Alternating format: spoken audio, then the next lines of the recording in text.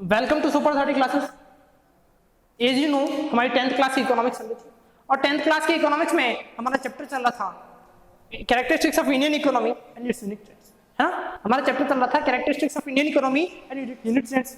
तो Indian economy की जो कैरेक्टरिस्टिक्स हैं वो कैरेक्टरिस्टिक्स हमने सारी देख चुके थे। प्रीवियस क्लासेस जो हुई उनमें सारी क्लासों में हमने कैरेक्टरिस्टिक्स देखा कि कौन कौन सी कैरेक्टरिस्टिक्स हैं इंडिया की इकोनॉमी के। उसके बाद हमने इंडिया की इकोनॉमी की जो प्रॉब्लम थी 1950 से 1990 तक की उन सारी प्रॉब्लम्स को देखा और उसका रिजल्ट यही रहा उन प्रॉब्लम्स का। 1990 तक हमारा इंडिया की इकोनॉमी की जो कंडीशन देखी हमने, वहां तक सिचुएशन ये थी कि हमारी कंट्री का जो डेवलपमेंट लेवल है ना, डेवलपमेंट लेवल है वो बिल्कुल लो हो चुका था। डेवलपमेंट बिल्कुल रुक चुका था, जैसा कि आपको मैंने पहले भी बताया। एक्चुअली उसका डेवलपमेंट रुकने का रीजन क्या था कि हमारी गवर्नमेंट ने इतनी सारी पॉलिसीज बना दी, इतने सारे रूल्स एंड रेगुलेशन बना दिए। इससे क्या हुआ कि जो डेवलपमेंट होना चाहिए था, एक्चुअली जो डेवलपमेंट होना चाहिए था वो नहीं हुआ। उसके हमारे डिसएडवांटेज ही मिले जो पॉलिसीज हमने बनाई, उसका कोई प्रॉफिट नहीं हो पाया। क्लियर। तो 1990 तक ये कंडीशन थी। आफ्टर 1990 इंडिया की इकोनॉमी को चेंज करने के लिए, इंडिया के डेवलपमेंट लेवल को इंक्रीज करने के लिए गवर्नमेंट ने न्यू इकोनॉमिक पॉलिसी अडॉप्ट की। क्या बनाई गवर्नमेंट ने? न्यू इकोनॉमिक पॉलिसी अडॉप्ट की। और ये न्यू इकोनॉमिक पॉलिसी की बात करें तो कब लगाई गई थी? जुलाई 1991। क्या कब लगाई थी? जुलाई 1991 में। और इस न्यू इकोनॉमिक पॉलिसी के थ्रू इंडिया की इकोनॉमी को डेवलप करने के, इस न्यू इकोनॉमिक पॉलिसी के थ्रू इंडिया की इकोनॉमी को डेवलप करने के लिए गवर्नमेंट ने इकोनॉमिक रिफॉर्म्स किए। गवर्नमेंट ने क्या किए? इकोनॉमिक रिफॉर्म्स किए। बात करते हैं इकोनॉमिक रिफॉर्म्स की कि इकोनॉमिक रिफॉर्म्स होते क्या। तो एक्चुअली इकोनॉमिक रिफॉर्म्स का सीधा सा मीनिंग ही यही है कि हमारी जो इकोनॉमी चली आ रही है, जो सिस्टम चला आ रहा है, उस सिस्टम को कुछ ना कुछ चेंज करना, उसमें कुछ ना कुछ चेंजेस लाने, उसमें कोई ना कोई रिफॉर्म्स लाना, है ना। तो हमने इकोनॉमी को चेंज करने के लिए, डेवलप करने के लिए हमने कुछ इकोनॉमिक रिफॉर्म्स लाए और ये इकोनॉमिक रिफॉर्म्स लाए गए थे 1991 में। कब लाए गए थे? 1991 में। और इस इकोनॉमिक रिफॉर्म्स के थ्रू गवर्नमेंट ने 3 इकोनॉमिक रिफॉर्म्स हमने किए। फर्स्ट किया लाइबरलाइजेशन। फर्स्ट इकोनॉमिक रिफॉर्म्स था हमारा लाइबरलाइजेशन। सेकंड था प्राइवेटाइजेशन। फर्स्ट इकोनॉमिक रिफॉर्म तो लाइबरलाइजेशन, सेकंड है आपका प्राइवेटाइजेशन, और थर्ड अगर इकोनॉमिक रिफॉर्म देखा जाए तो वो है ग्लोबलाइजेशन। थर्ड इकोनॉमिक रिफॉर्म से ग्लोबलाइजेशन। ये 3 इकोनॉमिक रिफॉर्म्स हमारी गवर्नमेंट ने की। इकोनॉमी को चेंजेस करने के लिए जो एफर्ट किया हमने 1991 में, वो थे इकोनॉमिक रिफॉर्म्स जो न्यू इकोनॉमिक पॉलिसी के थ्रू की। इस न्यू इकोनॉमिक पॉलिसी में इकोनॉमिक रिफॉर्म्स किए। फर्स्ट लाइबरलाइजेशन, सेकंड प्राइवेटाइजेशन और थर्ड है आपका ग्लोबलाइजेशन। बात करेंगे प्राइवेटाइजेशन क्या होता है, लाइबरलाइजेशन क्या होता है और ग्लोबलाइजेशन क्या।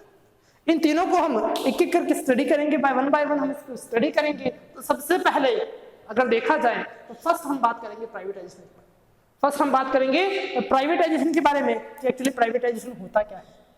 तो देखें, सिस्टम ये था कि बिफोर 1990 से पहले, 1950 से 1990 तक हमारी गवर्नमेंट ने क्या कर रखा था कि जो एक्चुअली क्या थी कि बहुत सारी पॉलिसीज बना रखी थी। गवर्नमेंट ने क्या कर रखी थी? बहुत सारी पॉलिसीज बना रखी थी, बहुत सारे रूल्स बना रखे थे। और उन पॉलिसीज और रूल्स के कारण ये नियम थे। नियम क्या थे? कौन कौन से रूल्स थे? तो कुछ बेसिक अगर देखा जाए तो अगर कोई प्राइवेट पर्सन उस टाइम 1990 के टाइम कोई प्राइवेट पर्सन या कोई इंडिविजुअल पर्सन को इंडस्ट्री स्टेबलाइज करना चाहता, अगर कोई प्राइवेट पर्सन या कोई इंडिविजुअल पर्सन को इंडस्ट्री स्टेबलाइज करना चाहता, कोई प्राइवेट फर्म स्टेबलाइज करना चाहता था, तो उसको गवर्नमेंट से लाइसेंस लेना पड़ता था। क्या लेना पड़ता था? लाइसेंस लेना कंपल्सरी था।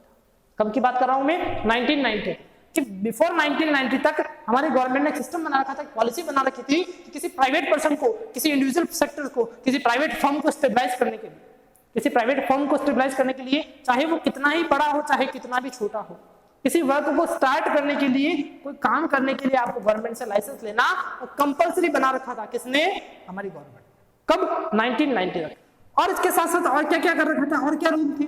तो कुछ पब्लिक सेक्टर के जो वर्क होते, कुछ पब्लिक सेक्टर के जो वर्क थे, उन पब्लिक सेक्टर्स के वर्क को गवर्नमेंट ने अपने लिए रिजर्व कर रखा था। दैट मींस जो वर्क है वो सिर्फ गवर्नमेंट ही कर सकती है। कौन से वर्क? पब्लिक सेक्टर के। ध्यान से सुनिए, फर्स्ट मैंने आपको बताया प्राइवेट फर्म्स को स्टेबलाइज करने के लिए, किसी छोटी मोटी कोई भी फर्म स्टेबलाइज करनी, इंडस्ट्री स्टेबलाइज करनी, स्टार्ट करनी है तो आपको गवर्नमेंट से लाइसेंस लेना कंपल्सरी था। First thing. सेकंड थिंग मैंने बताया पब्लिक सेक्टर, कि पब्लिक सेक्टर को गवर्नमेंट ने अपने पास रिजर्व रख रखा था। दैट मींस पब्लिक सेक्टर के जो वर्क होंगे वो सिर्फ गवर्नमेंट ही कर सकती है। बात करते हैं पब्लिक सेक्टर के वर्क क्या होते हैं, है ना। तो ऐसे वर्क एक्चुअली हम इंडस्ट्री स्टेबलाइज करते हैं, हम लोग कोई इंडस्ट्री लगाएंगे, हम कोई वर्क स्टार्ट कर रहे हैं, तो हमारा टारगेट क्या होता है, वहां पर मैक्सिमम बेनिफिट अर्न करना। मैक्सिमम बेनिफिट अर्न करना हमारा टारगेट होता है, एक प्राइवेट पर्सन का या किसी इंडिविजुअल पर्सन का। बट अगर पब्लिक सेक्टर में देखा जाए, पब्लिक अगर वर्क देखा जाए, तो इस सेक्टर में जो वर्क आते हैं पब्लिक सेक्टर में, उन सारे वर्क का टारगेट मैक्सिमम बेनिफिट अर्न करना नहीं होता है। इसका टारगेट मैक्सिमम बेनिफिट अर्न करना नहीं है। इस सेक्टर का जो टारगेट होता है वो होता है पब्लिक वेलफेयर। क्या होता है? Public welfare. चाहे उस पब्लिक वेलफेयर के लिए इस सेक्टर को लॉस हो चाहे प्रॉफिट, वो कोई उसका कोई इफेक्ट इस पर नहीं होता है। इस सेक्टर का मेन टारगेट यही है कि आप ज्यादा से ज्यादा पब्लिक वेलफेयर करो। क्लियर? तो पब्लिक वेलफेयर के जो वर्क थे सारे, जैसे एग्जांपल दो तुम आपको, रेलवे है, हॉस्पिटलिटी है, एजुकेशन है ना। तो एजुकेशन सिस्टम है, अगर रेलवे देखा जाए, कोई इंडस्ट्री है, तो ये जो सारे सेक्टर्स हैं ये पहले पब्लिक सेक्टर के थे। किसके थे? पब्लिक सेक्टर के। दैट मींस इनका टारगेट जो मैक्सिमम बेनिफिट नहीं था, इनका टारगेट था मैक्सिमम पब्लिक वेलफेयर। क्या होता था? Maximum public welfare. अगर बात करें हम हॉस्पिटल की या बात करें एजुकेशन की, स्कूल की, तो आज जो हम प्राइवेट स्कूल, प्राइवेट हॉस्पिटल्स देखते हैं वैसा पहले नहीं था। आज हम इंडस्ट्री देखते हैं, प्राइवेट इंडस्ट्री है ना, प्राइवेट फर्म देखते हैं, तो वैसा सिस्टम पहले 1990 तक नहीं था। पहले सिस्टम ये था, कोई इंडस्ट्री स्टेबलाइज करनी है, अगर पब्लिक सेक्टर की है तो सिर्फ उसका पावर किसके पास होगा? गवर्नमेंट के पास। गवर्नमेंट ही उसको स्टेबलाइज कर सकती है। कोई स्कूल स्टार्ट करनी है तो स्कूल भी कैसी होती थी पहले? गवर्नमेंट स्कूल ही होती थी। हॉस्पिटल कैसे होते थे? गवर्नमेंट होते थे। कोई आयरन इंडस्ट्री है वो भी किसकी होती थी? गवर्नमेंट की। जैसे भिलाई है, दुर्गापुर है ना, तो वो किसकी है? गवर्नमेंट इंडस्ट्री है ना। कोई फर्टिलाइजर कंपनी है, कोई शुगर इंडस्ट्री है, तो सारा पावर किसके पास होता था? गवर्नमेंट के पास। क्यों? क्योंकि वो किसके पास आते थे? पब्लिक सेक्टर में आते थे। जैसे रेलवे वैगन बनाने हैं, रेलवे को कंट्रोल करना है, तो रेलवे कंट्रोल कौन करता था? गवर्नमेंट करता। कब? 1990 तक ये सारे गवर्नमेंट के रूल बने थे। और अगर कोई प्राइवेट पर्सन ये काम स्टार्ट करना चाहता, ये वर्क स्टार्ट करना चाहता, पब्लिक सेक्टर के अलावा कोई वर्क स्टार्ट करना चाहता, तो गवर्नमेंट से उसे लाइसेंस लेना पड़ता। इसका रिजल्ट ये हुआ, इन पॉलिसीज का रिजल्ट ये हुआ कि हमारा डेवलपमेंट बिल्कुल खत्म हो चुका था, डेवलपमेंट बिल्कुल एंड हो चुका था, और इंडिया की इकोनॉमी बिल्कुल र्यून हो चुकी थी, बिल्कुल बर्बाद हो चुकी थी। क्लियर? तो उसको डेवलपमेंट को इंक्रीज करने के लिए गवर्नमेंट ने न्यू इकोनॉमिक पॉलिसी लाई, और न्यू इकोनॉमिक पॉलिसी में गवर्नमेंट ने इकोनॉमिक रिफॉर्म्स लाए। फर्स्ट इकोनॉमिक रिफॉर्म से प्राइवेटाइजेशन। अब प्राइवेटाइजेशन होता क्या है? तो प्राइवेटाइजेशन की जब प्रोसेस हमने अडॉप्ट की, तो हमने क्या किया कि किसी प्राइवेट फर्म को या किसी इंडस्ट्री को, इंडिविजुअल पर्सन को कोई इंडस्ट्री या कोई वर्क स्टार्ट करना है, तो उसको जो लाइसेंस लेने की जो प्रोसेस जो कंपलसरी थी पहले, उस प्रोसेस को हमने क्या कर दिया? खत्म कर दिया। उस प्रोसेस को बिल्कुल एंड कर दिया कि अब कोई भी पर्सन कोई इंडस्ट्री स्टेबलाइज करना चाहता है, कोई प्राइवेट फर्म स्टेबलाइज करना चाहता है, कोई कंपनी लगाना चाहता है, तो उसको गवर्नमेंट से लाइसेंस लेना कंपलसरी नहीं। ये आती है बात प्राइवेटाइजेशन। दैट मीन्स अब प्राइवेट सेक्टर के लिए जो गेट्स जो है वो गेट खोल दी, प्राइवेट सेक्टर को उसमें एंट्री दे दी कि आप भी इंडस्ट्री स्टेबलाइज कर सकते हैं, आप भी प्रोडक्शन कर सकते हैं, आप जो चाहे वर्क कर सकते हैं। तो इसका रिजल्ट ये रहेगा। क्या रिजल्ट रहेगा? आप खुद भी सोचें कि पहले प्रोडक्शन सिर्फ गवर्नमेंट अकेली करती थी, तो प्रोडक्शन लिमिटेड क्वांटिटी में होता, प्रोडक्शन लिमिटेड क्वांटिटी में होता था, बट अब प्राइवेट सेक्टर को उसमें एंट्री दे दी, तो ऑब्वियसली प्रोडक्शन अब बढ़ेगा, प्रोडक्शन इंक्रीज होगा, और जब प्रोडक्शन इंक्रीज होगा तो इनकम भी ऑब्वियसली इंक्रीज होगी, और जब प्रोडक्शन बढ़ा, इनकम इंक्रीज हुई, तो डेवलपमेंट भी तो इंक्रीज होगा। उसका रिजल्ट यही हुआ कि हमारी इंडिया की इकोनॉमी डेवलप होना स्टार्ट हुई। तो फर्स्ट प्राइवेटाइजेशन में हमने क्या किया? जो कंपल्सरी लाइसेंस की प्रोसेस थी उसको एंड कर दिया, उसको फिनिश कर दिया, उसको खत्म कर दिया।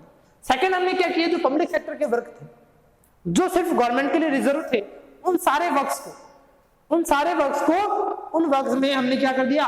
प्राइवेट सेक्टर को भी एंट्री दी। क्योंकि पहले ये वर्क गवर्नमेंट के लिए रिजर्व थे, अब हमने किसको एंट्री दे दी? प्राइवेट सेक्टर को भी एंट्री दे दी कि कोई प्राइवेट पर्सन भी अगर चाहे तो ये पब्लिक सेक्टर के वर्क्स कर सकता है। क्लियर? अब आप सोचें इसका रिजल्ट क्या रहेगा?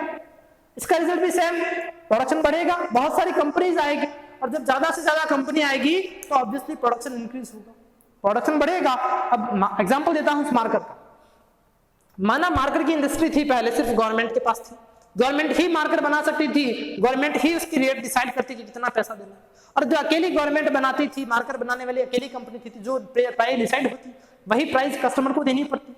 आज क्या हुआ? इसी मार्कर को बनाने वाली इंडस्ट्री बहुत सारी स्टेबलाइज हो गई, बहुत सारी इंडस्ट्रीज मार्कर बनाती है, तो इसकी प्राइस हम उस मार्कर को कहां से परचेज करना चाहेंगे? पहले तो अकेली गवर्नमेंट देती थी, तो गवर्नमेंट से ही लेना पड़ता।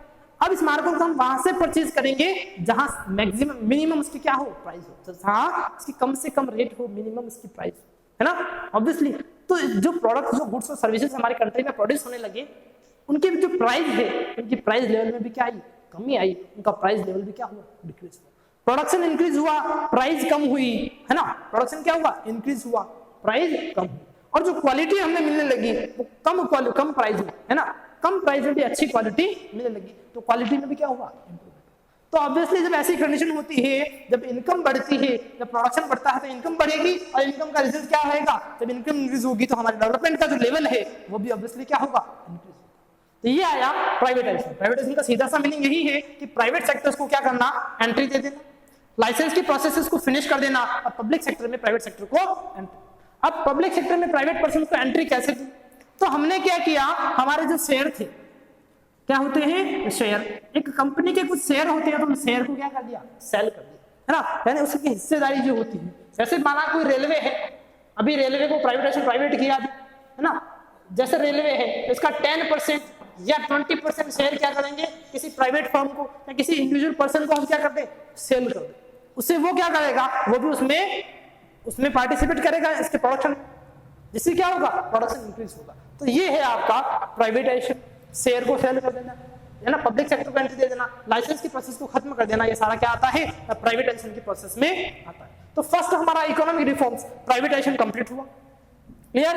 सेकंड इकोनॉमिक रिफॉर्म आता है लाइबरलाइजेशन, सेकंड इकोनॉमिक रिफॉर्म आता है लाइबरलाइजेशन। बात करते हैं लाइबरलाइजेशन की, कि लाइबरलाइजेशन होता क्या है ना। तो आपने एक वर्ड सुना होगा,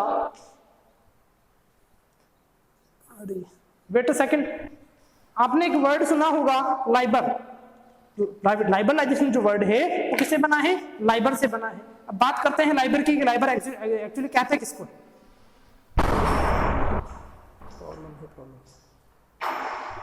बात करते हैं लाइबरलाइजेशन की, कि लाइबरलाइजेशन कहते हैं किसको है ना। तो सेकंड फैक्टर है हमारा लाइबरलाइजेशन, लाइबरलाइजेशन। तो देखें पहले क्या होता था कि बिफोर 1990 तक हमारी गवर्नमेंट ने क्या कर रखे थे, आपको पता है, बहुत सारे रूल्स एंड रेगुलेशंस और बहुत सारी पॉलिसीज बना रखे थे। अब ये रूल्स एंड रेगुलेशन इतने स्ट्रांग थे कि कोई प्राइवेट पर्सन इसमें एंटर नहीं हो सकता था, कोई प्राइवेट पर्सन इसमें एंटर नहीं हो सकता था। तो एक्चुअली हुआ क्या कि हमारा जो इंटरनेशनल ट्रेड जो है, आज हम देखते हैं इंटरनेशनल ट्रेड होता है ना, अदर कंट्रीज के साथ, और इसके साथ साथ अगर देखा जाए तो फॉरेन इन्वेस्टमेंट भी होता है हमारी कंट्री में। फॉरेन कंपनीज आती है इंडिया में, और वो क्या करेगी, अपनी जो फर्म, अपनी जो इंडस्ट्री है इंडिया में स्टेबलाइज करती है, यहाँ पर प्रोडक्शन करती है। तो ये सारा जो पहले जो बात, ये तो बात करें प्रेजेंट टाइम की, पहले क्या होता था, इंटरनेशनल जो ट्रेड है उस ट्रेड पर भी बैन लगा हुआ था, ट्रेड नहीं होता था। तो फॉरेन जो इन्वेस्टमेंट है, फॉरेन इन्वेस्टमेंट जो है उस पर भी क्या था, बैन लगा हुआ था, कोई फॉरेन कंट्री इंडिया में आकर इन्वेस्ट नहीं कर सकती थी। ये सारे रूल्स बने हुए थे पहले 1990 तक, है ना। तो ये रूल्स इतने स्ट्रिक्ट थे कि जो प्रोडक्शन होता था वो इंडिया की डोमेस्टिक टेरिटरी में होता था, ट्रेड जो है इंडिया की डोमेस्टिक टेरिटरी में होता था, कोई अदर कंट्री इंडिया में आकर इन्वेस्ट नहीं कर सकती थी। तो ऑब्वियसली हमारा जो प्रोडक्शन लेवल था उसका जो लेवल है वो लो ही रहा, प्रोडक्शन का लेवल कैसा रहा, लो रहा। तो जब इस कारण हमारी इंडिया की इकोनॉमी को ये प्रॉब्लम फेस करने पड़ी, तो हमने क्या किया, ये जो रूल्स थे उन रूल्स को क्या कर दिया, हटा दिया। दैट मीन्स जब गवर्नमेंट के जो रूल्स है, गवर्नमेंट की जो ऑब्स्टेकल्स है, गवर्नमेंट की जो हर्डल है, उन सभी को हटा देना या उनको कम कर देना, या गवर्नमेंट के जो रूल्स बने हुए हैं उन रूल्स को सिंप्लीफाई करना। गवर्नमेंट के रूल्स को सिंप्लीफाई करना, और सिंप्लीफाई करने की प्रोसेस हमारी क्या कहलाती है, लाइबरलाइजेशन कहलाती है। गवर्नमेंट के रूल्स एंड रेगुलेशंस को सिंप्लीफाई करने की प्रोसेस क्या कहलाती है, लाइबरलाइजेशन। अब हमने लाइबरलाइजेशन किया तो इसका रिजल्ट क्या रहा, इसका रिजल्ट ये रहा कि हमारा जो ट्रेड का जो रूल था पहले, कि ट्रेड इंटरनेशनल नहीं होता था, सिर्फ इंडिया की डोमेस्टिक टेरिटरी में ही होता, तो अब वो ट्रेड कैसा होने लगा, इंटरनेशनल ट्रेड। कैसा होने लगा, इंटरनेशनल ट्रेड। अदर कंट्री से हमारा इंपोर्ट होने लगा, एक्सपोर्ट होने लगा। तो ऑब्वियसली जब प्रोडक्शन ज्यादा होगा तभी इंटरनेशनल ट्रेड होगा हमारा, तो प्रोडक्शन का लेवल इंक्रीज हुआ। इसके साथ साथ फॉरेन इन्वेस्टमेंट हुआ, फॉरेन कंट्रीज इंडिया में आई, फॉरेन कंपनीज इंडिया में आई, यहाँ पर उन्होंने इंडस्ट्री स्टेबलाइज की और वर्क करना स्टार्ट किया, प्रोडक्शन करना स्टार्ट किया। तो ऑब्वियसली इंडिया के जो पर्सन जो अनएम्प्लॉयड थे पहले, उनको अब एम्प्लॉयमेंट अपॉर्चुनिटी मिली। तो इंडिया में जो एम्प्लॉयमेंट की कुछ अनएम्प्लॉयमेंट की जो प्रॉब्लम थी वो कहीं ना कहीं सॉल्व हुई, प्रोडक्शन का लेवल इंक्रीज हुआ। तो ये प्रोसेस है लाइबरलाइजेशन, इसको क्या कहते हैं, लाइबरलाइजेशन। फर्स्ट हमने प्राइवेटाइजेशन देखा, सेकंड आपको बताया लाइबरलाइजेशन। और लाइबरलाइजेशन किसे कहते हैं, तो मैंने आपको अभी बता दिया कि जो गवर्नमेंट के जो स्ट्रिक्ट रूल्स हैं उन रूल्स को क्या कर देना, गवर्नमेंट की जो ऑब्स्टेकल्स है, गवर्नमेंट की जो हर्डल्स है ना, उन स्ट्रिक्ट रूल्स को, उन ऑब्स्टेकल्स को, उन हर्डल्स को रिमूव करना, उन हर्डल्स को एलिमिनेट करना, या फिर गवर्नमेंट के जो रूल्स है उसको सिंप्लीफाई करने की प्रोसेस क्या कहलाती है, लाइबरलाइजेशन। प्राइवेटाइजेशन समझा दिया, लाइबरलाइजेशन अभी बताया कि गवर्नमेंट के जो रूल्स है उन रूल्स को क्या करना, सिंप्लीफाई कर देना, गवर्नमेंट की जो बर्डन है ना, गवर्नमेंट के जो ऑब्स्टिकल्स है उनको कम कर देना, ये प्रोसेस क्या कहलाती है आपकी, लाइबरलाइजेशन। क्लियर हो गया होगा आपका, प्राइवेटाइजेशन मैंने समझा दिया आपको, लाइबरलाइजेशन क्लियर कर दिया। नेक्स्ट बात करेंगे, नेक्स्ट जो इकोनॉमिक रिफॉर्म है हमारा, और वो है आपका ग्लोबलाइजेशन।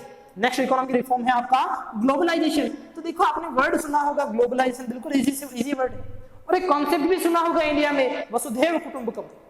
आपने इंडिया में कॉन्सेप्ट भी सुना होगा वसुधैव कुटुंबकम, दैट इसका मीनिंग ये होता है कि जो अर्थ है वो हमारी फैमिली है, जो पूरी जो अर्थ है, पूरी पृथ्वी हमारा क्या है, परिवार है। तो यही कॉन्सेप्ट इस ग्लोबलाइजेशन के अंदर हमने पढ़ना है कि ग्लोबलाइजेशन होता क्या है। सबसे पहली बात, ग्लोबलाइजेशन होता क्या है। तो ये ग्लोबलाइजेशन है, एक वर्ड से बना है, ग्लोब। किससे बना है, ग्लोब से। आपने सुना होगा ग्लोब। तो एक्चुअली होता क्या था कि हमारा जो ट्रेड था, हमारी जो ट्रेड था, हमारा जो इन्वेस्टमेंट था, वो सिर्फ इंडिया की डोमेस्टिक बॉर्डर, डोमेस्टिक टेरिटरी के अंदर ही लिमिटेड था। इससे बाहर हम नहीं जा सकते थे, इससे बाहर कोई भी वर्क नहीं कर सकते थे। ये तो बात हमने देखी थी पहले भी, है ना। 1990 तक यही सिचुएशन थी, 1990 तक यही कंडीशन थी इंडिया की। ये सारी बात हमने पहले देखी थी, है ना। तो अब क्या किया ग्लोबलाइजेशन के थ्रू, कि जब हमने प्राइवेटाइजेशन किया, जब हमारा इंडिया का प्रोडक्शन इंक्रीज हुआ, प्रोडक्शन बढ़ने लगा, तो प्रोडक्शन जैसे बात करें इस मार्कर की, कि मार्कर की जो डिमांड है मार्केट में 100 यूनिट, कितनी है 100 यूनिट, और हमने प्राइवेट फर्म्स को एंट्री दे दी, हमने लाइबरलाइजेशन कर दिया, अब प्रोडक्शन बढ़ने लगा। डिमांड तो ओनली 100 यूनिट्स ही है, बट इसका प्रोडक्शन कितना हो रहा है 200 यूनिट। अब प्रोडक्शन कितना हो रहा है 200। तो भाई बेचने तो हमें सेल तो 100 ही करने पड़ेंगे, बाकी के 100 हम क्या करें।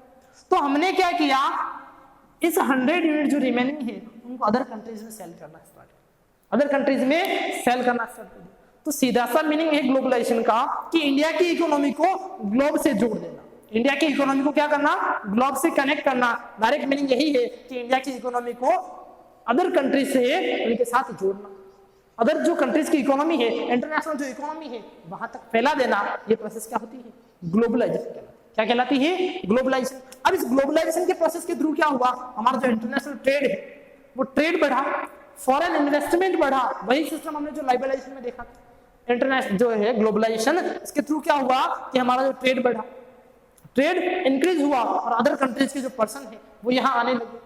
अब जो प्रोडक्शन की कॉस्ट थी वो कम हुई, प्रोडक्शन की क्वांटिटी अच्छी, ज्यादा से ज्यादा प्रोडक्शन होने लगा, प्रोडक्शन की क्वालिटी में इंप्रूवमेंट हुआ। तो ग्लोबलाइजेशन का सीधा सा मीनिंग है कि इंडिया की इकोनॉमी को क्या करना, ग्लोब से जोड़ देना। इंडिया के जो बैन्स थे फॉरेन ट्रेड पे, फॉरेन इन्वेस्टमेंट पे जो बैन थे, उन सारे बैन्स को क्या करना, हटा देना, उन बैन्स को एलिमिनेट कर देना। जो ऑब्स्टेकल्स है गवर्नमेंट हमारे ट्रेड करने के लिए, जो ऑब्स्टेकल्स है ना, इंपोर्ट एक्सपोर्ट करने के लिए जो ऑब्स्टेकल्स है, जो हर्डल्स है, उन सभी को एलिमिनेट करना क्या कहलाता है, ग्लोबलाइजेशन कहलाता है। क्या कहलाता है, ग्लोबलाइजेशन। बात करते हैं ग्लोबलाइजेशन में हेल्प किसने की। तो हमारे यहाँ पर एक सिस्टम चलता है ICT, information and communication technology, है ना। तो कम्युनिकेशन की जो टेक्नोलॉजी आई, कंप्यूटर टेक्नोलॉजी आई, जो आई, उससे हमने क्या किया, अदर कंट्री के साथ, हमारे ग्लोब के साथ कम्युनिकेट करना स्टार्ट कर दिया, उनके साथ हम ट्रेड करना स्टार्ट कर दिया। तो सबसे ज्यादा हमारी हेल्प किसने की, इसमें आईसीटी ने, इंफॉर्मेशन कम्युनिकेशन टेक्नोलॉजी। ये बात आई इकोनॉमिक रिफॉर्म्स की। हमने इकोनॉमिक रिफॉर्म्स में फर्स्ट प्राइवेटाइजेशन देखा। प्राइवेटाइजेशन में क्या होता है, रूल्स रेगुलेशंस हटा देना, प्राइवेट सेक्टर्स को एंट्री दे देना, प्राइवेटाइजेशन कहलाता है। लाइबरलाइजेशन में देखा कि रूल्स एंड रेगुलेशंस है उनको सिंप्लीफाई कर देना, रूल्स एंड रेगुलेशंस ऑब्स्टिकल्स जो है उनको एलिमिनेट करना, लाइबरलाइजेशन कहलाता है। और लास्ट देखा ग्लोबलाइजेशन। तो ग्लोबलाइजेशन का मीनिंग सीधा ही है कि इंडिया की इकोनॉमी को वर्ल्ड की इकोनॉमी से जोड़ देना, ग्लोब की इकोनॉमी से जोड़ देना, जिससे क्या हो, इजीली ट्रेड हो सके, इजीली इन्वेस्टमेंट हो सके, उसको कहते हैं ग्लोबलाइजेशन। ग्लोबलाइजेशन में हेल्प किसने की, ग्लोबलाइजेशन में, तो आईसीटी ने, इंफॉर्मेशन कम्युनिकेशन टेक्नोलॉजी। इस प्रकार हमारे इकोनॉमिक रिफॉर्म्स जो है वो यही कंप्लीट होते हैं। अब हम नेक्स्ट बात करते हैं कि जो हमने इकोनॉमिक रिफॉर्म्स लाए, हम जो ये इकोनॉमिक रिफॉर्म्स लाए, इन इकोनॉमिक रिफॉर्म्स में हमारी हेल्प किसने की। इकोनॉमिक रिफॉर्म्स को स्टेबलाइज करने के लिए, इकोनॉमिक रिफॉर्म्स को लाने के लिए इंडिया की इकोनॉमी में हेल्प किसकी हुई, किसने इस इकोनॉमिक रिफॉर्म्स में हमारी सबसे ज्यादा हेल्प की। तो देखें कि 1990 तक इंडिया की इकोनॉमी खत्म हो चुकी थी, इंडिया के पास जो फॉरेन एक्सचेंज के लिए जो करेंसी थी वो बिल्कुल खत्म हो चुकी थी, नहीं बची थी।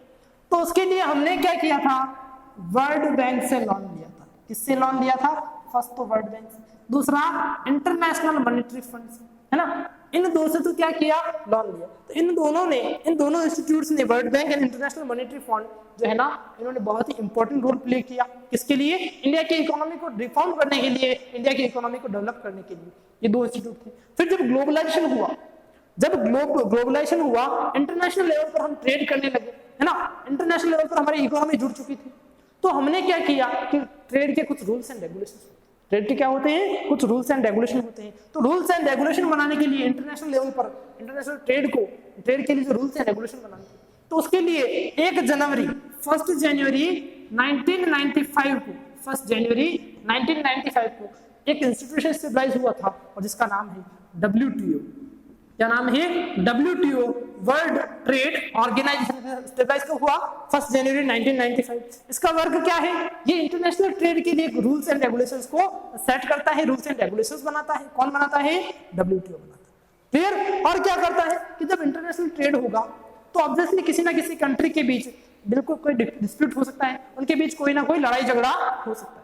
तो उनके सारे जो मामले हैं, ऐसे जो मैटर होते हैं, उनको सॉल्व करने का, सारी प्रॉब्लम्स को सॉल्व करने का वर्क भी कौन करता है? WTO करता है, जिसको हम वर्ल्ड ट्रेड ऑर्गेनाइजेशन भी कहते हैं।